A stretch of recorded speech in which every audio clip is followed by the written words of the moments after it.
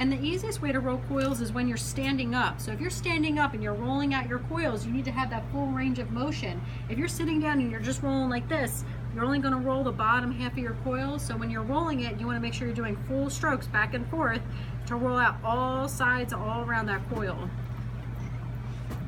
So I'm using all my 8 fingers spread out. I'm not really going to use my thumbs as much. And I'm just kind of feeling out the clay. This is really thick right here, so I'm going to roll this a little bit more.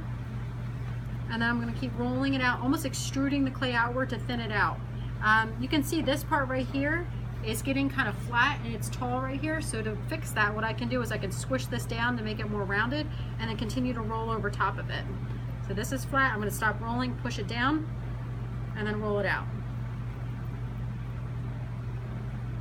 So I'm making this look really easy. You guys, for the first couple days, you may only make 1 coil for the day and then only attach 1 coil each day. And then once you guys get better at it, you may start ending up like attaching 2 or 3 coils.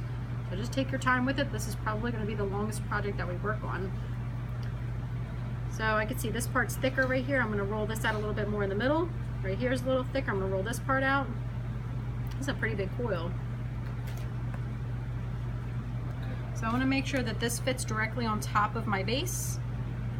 And what I can do is I'm going to overlap it a little bit so that when I cut this, I know that it's going to fit snug together. So I'm going to make sure it's directly on top all the way around. Not one side is like leaning over or anything. Now I'm going to take my fettling knife and I'm going to cut it at an angle. So when I cut this at an angle between both coils, you can see that excess coil comes off. And now look how nice and snug this fits together. It's like a perfect fit, right? Because I cut them both at an angle because they overlapped each other. All right. All right, so now that I know this fits directly on top, it's matching my template right now, just like that. Now I'm going to take my coil off and I'm going to slip and score. So I have my coil very gently like that. I'm going to score up the top of my base. Notice how much I'm scoring this up. The more scratched up, the more it looks like Velcro, the more it's going to stick. There we go. I'm going to scratch this part up.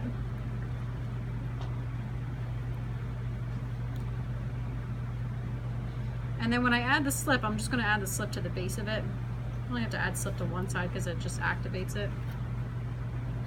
Slip.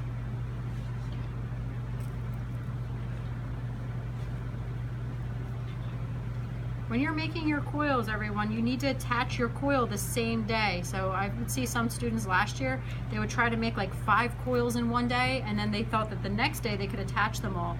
Why do you think that's a problem if you're making 5 coils one day and then attaching them the next? What would happen? They're gonna dry out. Even if they dry out just a little bit, if you have a coil that's like just a little bit dried, this even dried out from last period. When I go to bend this, you can see it's like cracking on me already. If this dried out for maybe another hour, it would probably just snap right in half like a twig. So it's important that as soon as you're done making your coils, you're gonna slip and score, attach them on top of your project.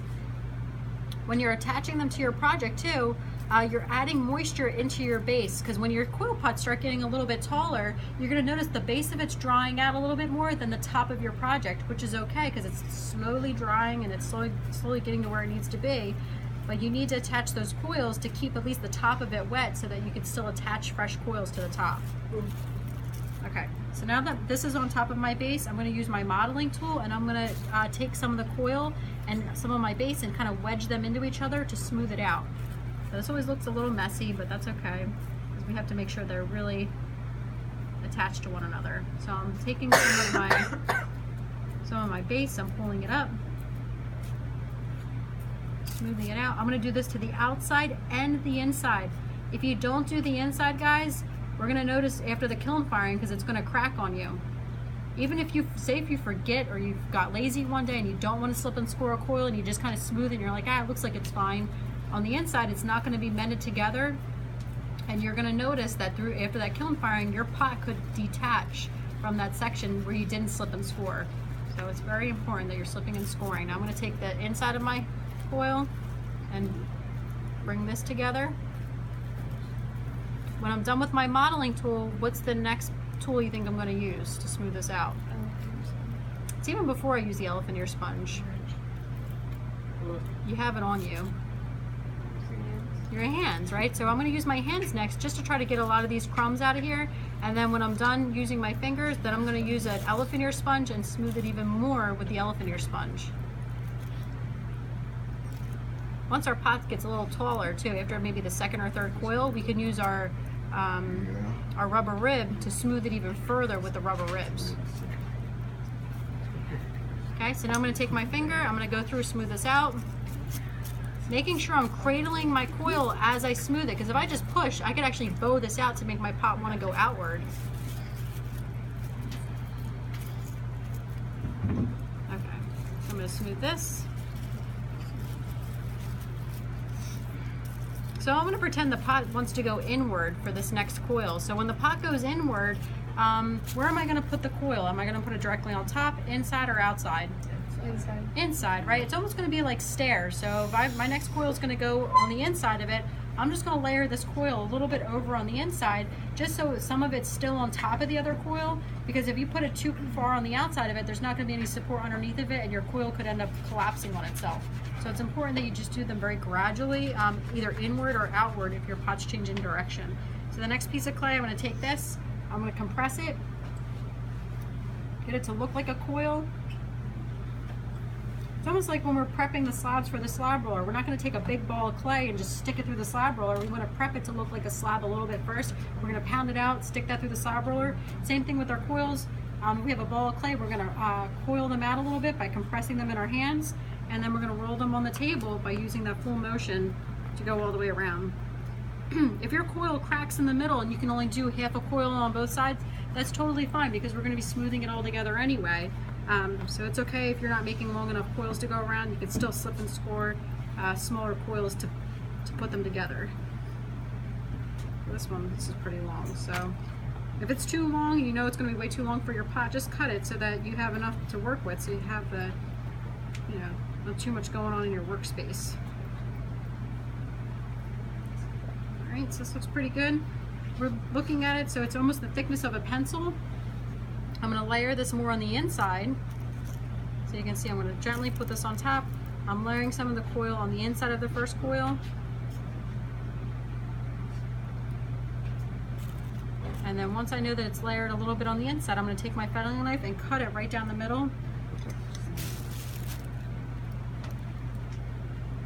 we go. And now they fit perfectly together. And now I'm going to slip and score this, make sure it's attached to here. Some people, if they ever take, you guys okay? Why are you guys going, no, come back. Remember I said you guys need to come as close as you can. How can you see over there, Brennan?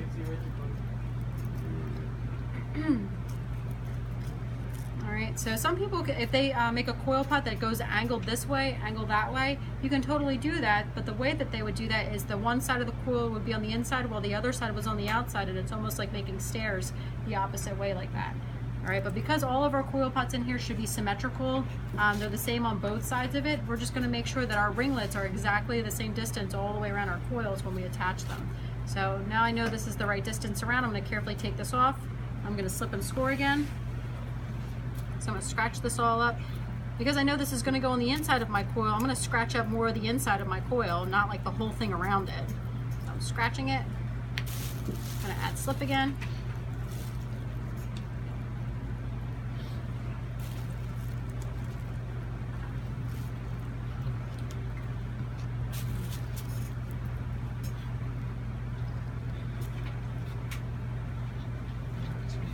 So if we're done early before the end of the period, we're going to get our boards ready. Who can tell me really quick what we have to do with our board before we can start our projects? Put plastic over. Yeah, we're going to put plastic over top of our board, and then we're going to keep our boards at all times in our lockers. I don't want anybody keeping their coil pot in the classroom. As you can see, the intermediate and advanced ceramic students have their projects up top. It's going to get mixed in with theirs, and you don't want to lose your coil pot.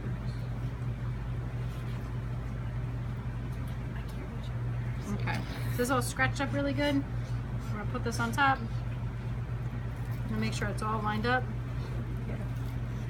And now I'm going to take my modeling tool again. I'm going to take half the coil from the bottom and bring it up to the top coil. Okay, using my modeling tool. I'm going to very carefully just bring this up. Make sure you're cradling it. If the top one's not, or the bottom one's not going up into it, then bring the top down, just like that. Just be sure not to squish your coils because we don't want them to get too thin on us. Once I'm done smoothing this one in, I'll show you really quick with the rubber rib how we can really make this even smoother with the rib. And that's how that teacher in the other school district, when I showed you those projects from yesterday, their coil pots were so smooth, they almost looked like they were a wheel thrown on the pottery wheel. So we're gonna use that same kind of technique to really get our pots to look smooth and even. So I'm gonna go on the inside, make sure I smooth this in.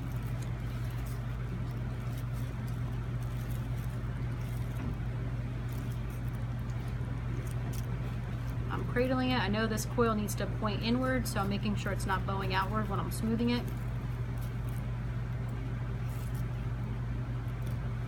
Okay, I'm gonna use my fingers first, then my elephant ear sponge, and then because I have enough coils on here, I can start using my rib.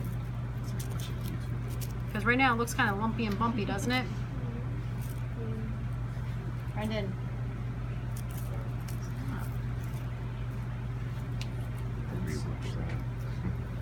Alright, so there's that. I'm going to use my sponge. Notice I'm not even really spraying this. I don't want to saturate it too much. The only time I'm really going to spray it is at the end of the period before I wrap it up. Okay, so there's that. Now I can take my, these elephant ear sponges, they're a little bit harder than the red ones, but they actually work pretty good for helping to smooth it out. So make sure it's nice and clean so you're not scratching it.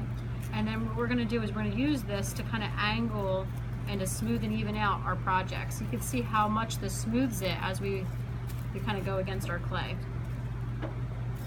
And as you start building up your walls, you're going to be able to smooth it out even more with more clay. So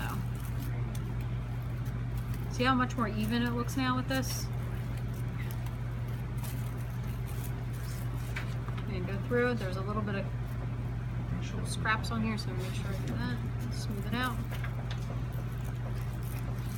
It looks pretty good, doesn't it? So we're going to check our template, make sure that it's like aligning with our template. If it looks like this needs to come out a little bit, you can cheat a little and kind of bow it out with your fingers and extend it outward. See that? I'm cheating.